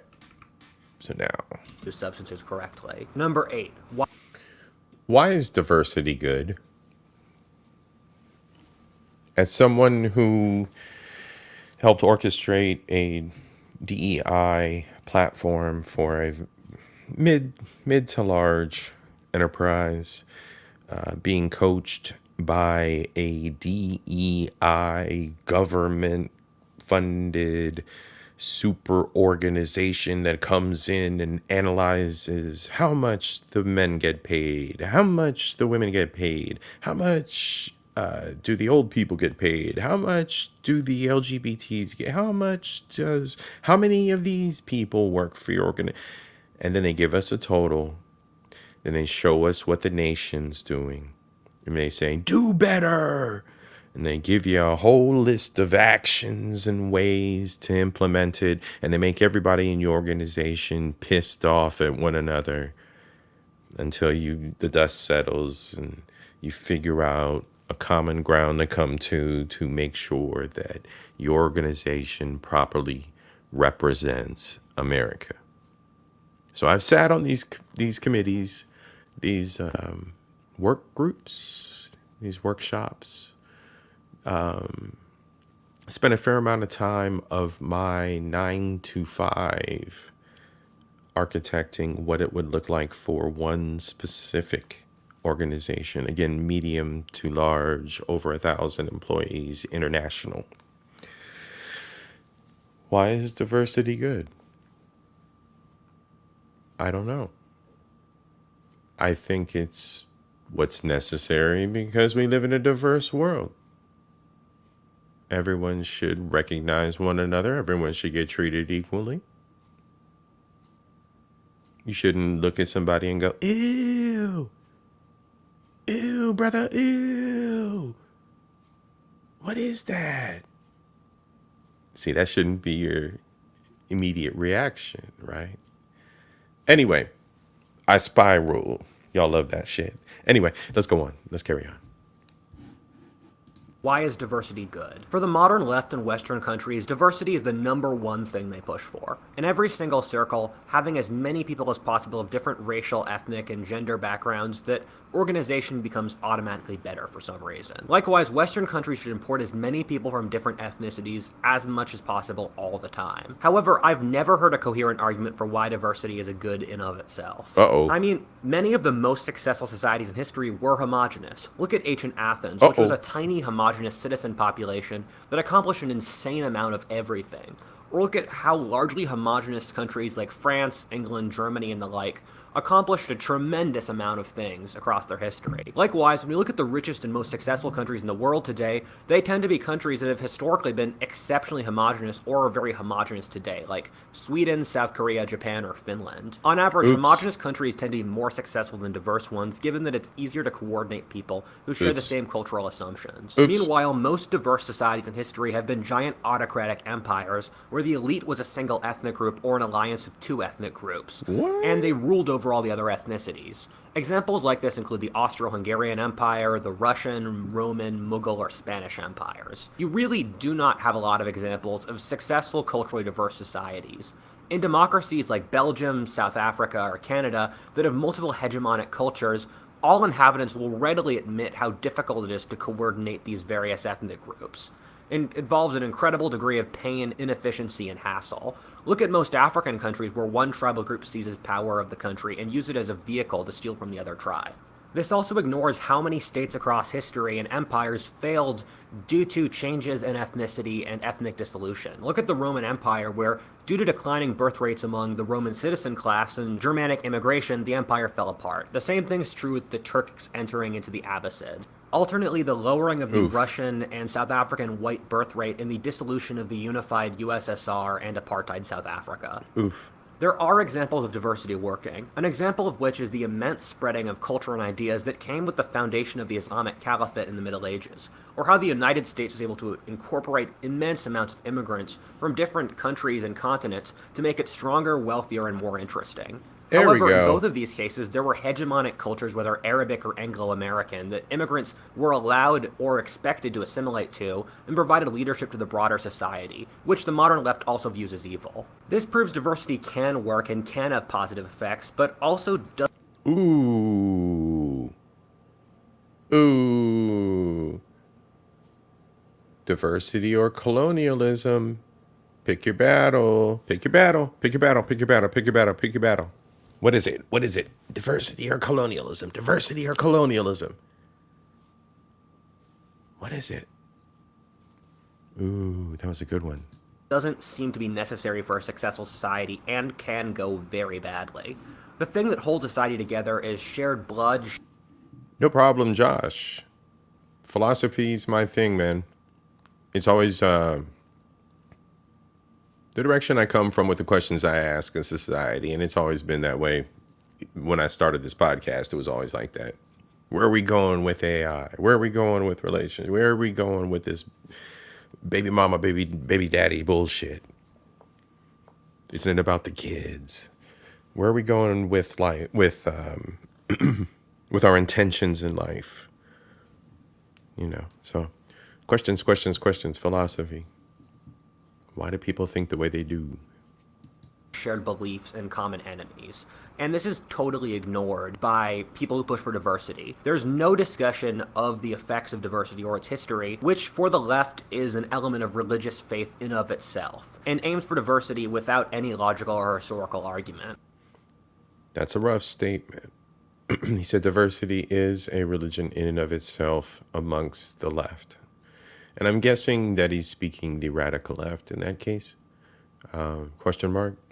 I'm guessing that's what it is. Which any radical, and it doesn't matter who, so everybody just separate what your personal beliefs are, right? Because the radicals of anything, right? Radicals of a religion, radicals of a belief, none of that's good. The radicals are never good.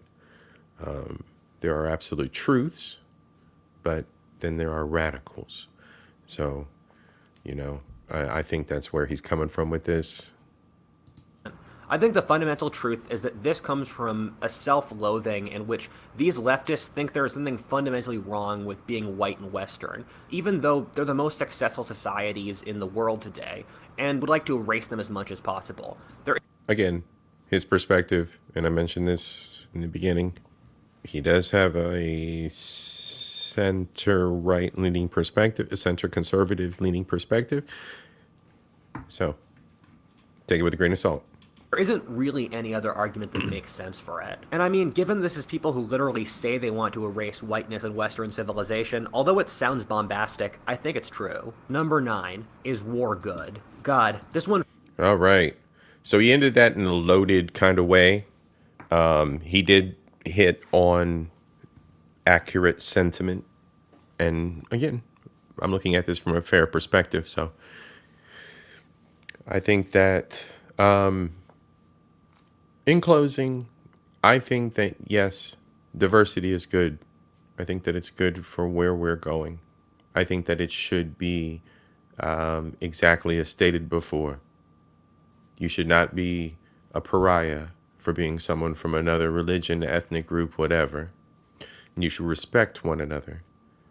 And something I'm working on getting into later involving religion, which I'm sure will disrupt individuals across the spectrum, is a discussion about the unified temple that has a Christian, Muslim, and Jewish temple combined in one compound. So I'll be looking into that as well. And I think that, again, I'm asking questions. So I'll be asking the questions about faith and God. So that'll be a big piece, heavy lifting with that one. Look for that later this year. And now we're getting into war. Is war good? Because that is a taboo statement that has been made by our leadership, that it is good. And I fear in my own prophetic self that we may be at a point where there may be some leaders around the world that most definitely believe that, other than the ones that have so boldly made their steps forward into war. These individuals supporting what's going on in Western Europe and what's going on in the Middle East.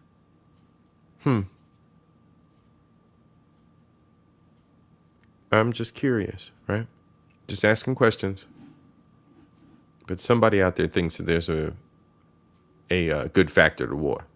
Feels so loaded. However, a very strong argument can be made for it. One that's made in the excellent book War, What Is It Good For by Ian Morris. The world is made up of incredible paradoxes, almost by nature, and this is one of them. Let me explain. Competition is the biggest driver of progress, and war makes a lot of competition. The easiest examples of this are early modern Europe, in which Asia crystallized into a series of vast empires that had little competition for survival, while Europe was a series of smaller states that were locked into permanent war.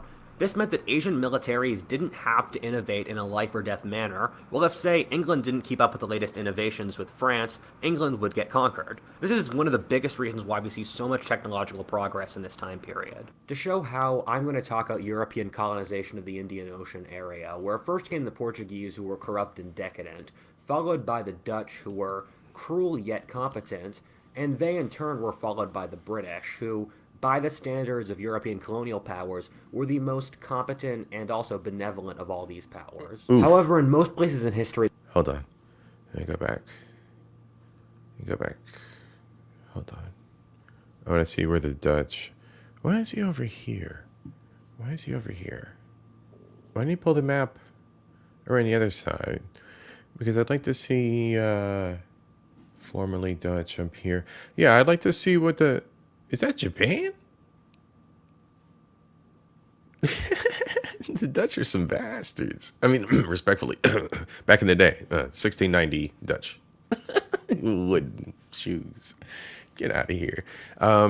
Yeah, so the Dutch were, man, they were some vicious SOBs, y'all, back in the day. They were all over the Caribbean, too. Let me just say that. Okay.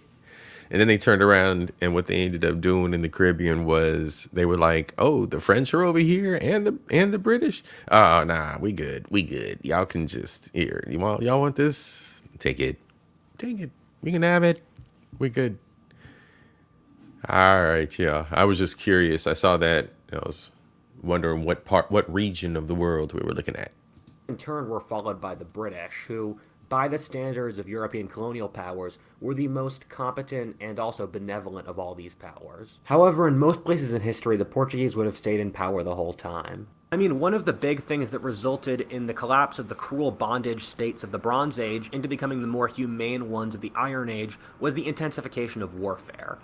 We see that these kind of cruel slave states kept going in areas like Southeast Asia or the Sahel in Africa that never had the same degree of military competition as the areas in the main Eurasian theater of violence. At the same time, saying violence solves nothing is just blankly untrue if you quickly think at how violence solved American slavery or the Nazis. War is one of the biggest drivers of technological progress, with some examples in the modern world being the development of the internet, computers, tampons, antibiotics, highways, nuclear energy, cell phones, and I could go on. If you want to extend this across almost all of history, surgeries. War has resulted in a tremendous amount of technological progress that has saved far more lives than war has taken. Compare war to disease, for example. All wars combined across history has killed somewhere in the range of 200 million. Okay, I'm going to pause right here. I read through the comments today, and I wanted to kind of see, you know how like social media kind of self-corrects itself. I went through the comments on this video and I was looking and I thought about it. I was like, okay, let me see what people are saying about his statistics. Let me see what people are saying about his worldviews as well. There was a fair amount of agreement to his worldview and perspective. There were also some people that did kind of object to some of the statistics regarding survival rates, etc. So, again, take everything with a grain of salt. Go look up the gentleman's page and on YouTube, of course, subscribe and, you know, debate as intelligent adults would in a healthy manner, of course.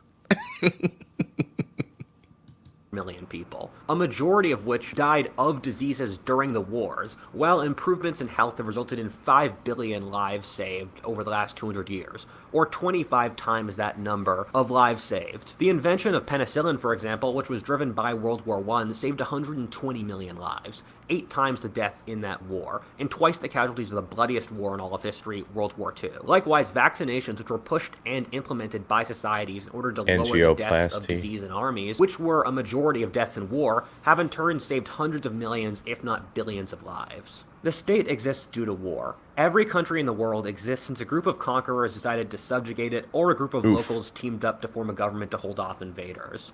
The thing is that the state has greatly increased commerce and safety, and general quality of life. If you look at pre-state peoples, you see that 15 to 40% of males died from warfare every generation, and murders and revenge killings were extremely common. However, once you see the state become more powerful, and this is a trend we've seen across history multiple times, you see death rates from war collapse to not even being close to pre-state levels, and murder and violent crime rates collapse. I can't say war is good. War is one of those things that's caused so much unimaginable suffering across history that to say it's positive would be an evil joke to those that have suffered under it. However, since the world's normally paradoxical, war is necessary. It reminds me of a quote I read in a book on the history of disease that said, "You may hate disease, but in the pre-modern world, it's the only reason why people weren't starving all the time." I view You might hate disease, but in the pre-modern world, it was the reason why people weren't starving all the time. That's provocative. And I guess it could also be said that it's the reason why we're here today living to be 70, 80, 90, and God bless my relatives into their hundreds. Food for thought. This is a good one.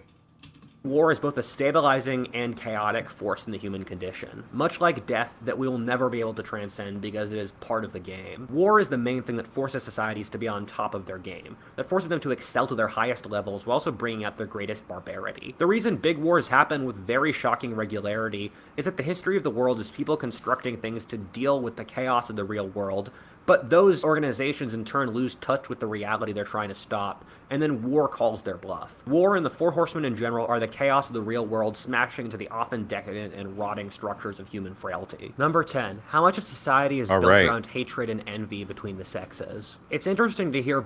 All right. Number 9 was war.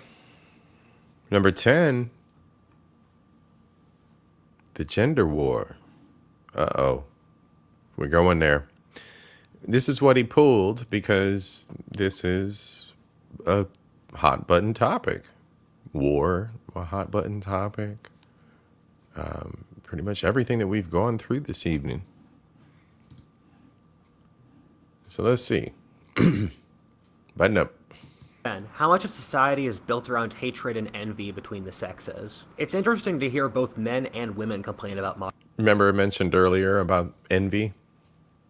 And that it was my belief that we are in an extremely envious society and phase of existence in this age. Yep. Modern dating. More to support it. It's kind of funny and depressing at the same time. They both think they have the rotten end of the deal. Guys say they don't get any dates and all the girls they meet are psychos, and girls think that all the guys they meet are flaky fuckboys. They don't meet any good men who act... I mean... I said it before, and I don't know, maybe I got to do it again.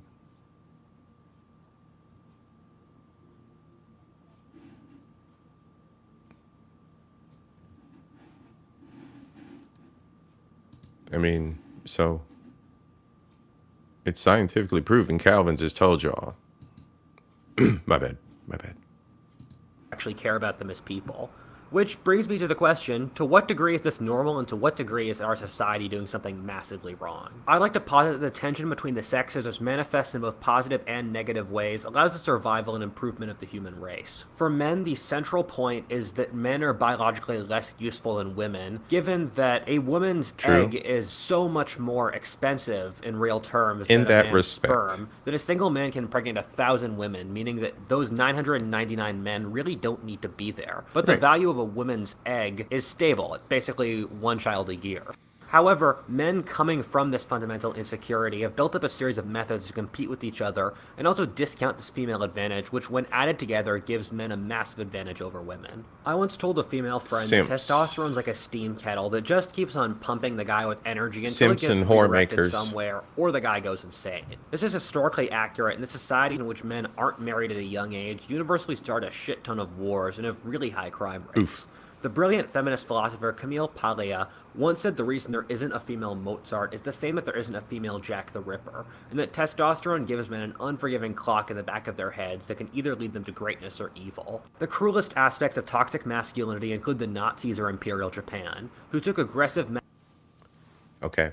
Don't know if you've ever done a study on Imperial Japan.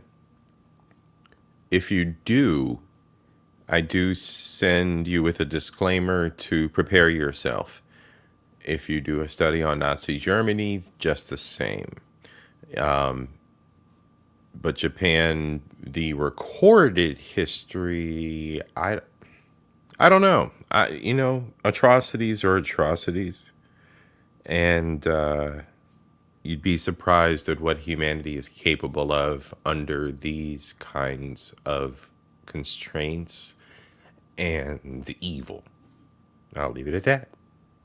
masculinity to an extreme. Alternately, the pathetic machismo of many third world countries in which masculinity involves fighting, drinking, Oh, and yeah. largely having your wife do the real work and support the Congos. kids and put up with your bullshit, The thus preventing Congo. their societies from growing, or the truly toxic masculinity of enslaving women's personas and sexes for their egos, whether That's through female disgusting. genital mutilation, foot binding, keeping women at home all day, or harems. The continuous male drive across history comes from the insecurity of knowing that if things go wrong, they lose the game of life.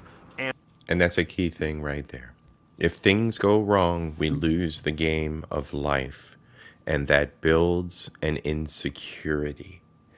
And I guess that's where the patriarchal values stem from that people are so opposed to and are working on changing.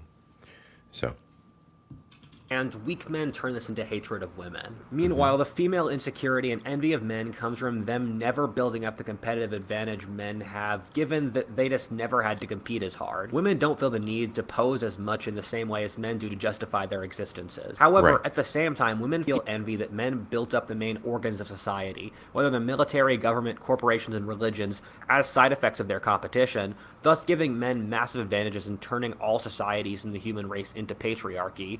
And at the same time, the insecure edge men have from the clock in the back of their heads that is Testosterone. Women realize that human society is a patriarchy, but don't have the inclination to build any realistic structures that would replace it. Right. Likely since they never had to form teams to hunt or wage war back in the Right. Stone Age. Thus, toxic femininity looks like tearing down the organizations that hold society up while focusing on useless minutia, which gradually kills the society. This can look like social justice, the witch trials, or the stifling collectivism and family controls of China or India, all of which are women using their social pressures to turn society into madness or for raw social control through petty bullshit. Since men have the physical and social advantage, women have learned to be more socially adept and operate through relational warfare, which in Yes. some ways is more dangerous than direct combat since Yes. it can't be directly defeated. An example of this Too. is the Me Too movement, Yep. in which we're at the point where any man's career can be ruined by any woman saying he sexually harassed her with absolutely no evidence. Yep. Which anyone would realize would be a horrible way to structure a society. But toxic femininity, basically pushing you have to listen to women all the time with no rational argument behind it, is causing the social pressure which will have and is having horrible effects on society. Due to the differences in strength and aggression between the sexes, direct Yes. competition between them is extremely difficult to manage and means that women Yes, direct competition between men and women is difficult to manage. It definitely is. There's definitely a difference between managing women and men. It's just biological.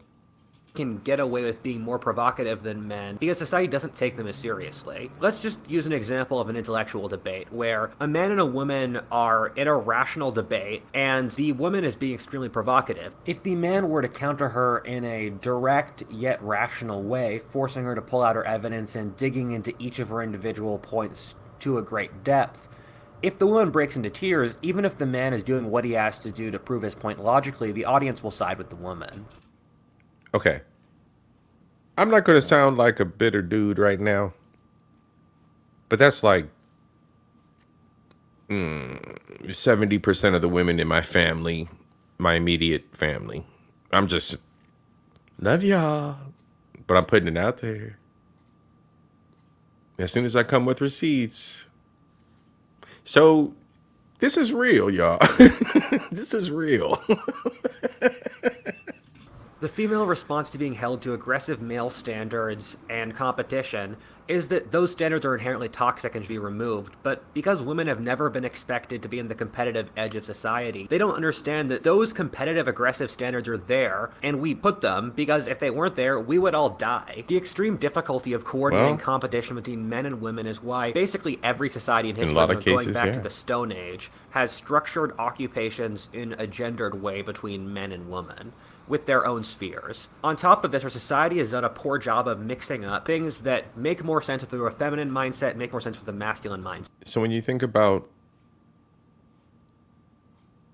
gendered careers with their own spheres, that would mean gendered careers with their own dichotomies of men over men, women over women kind of things back in the day.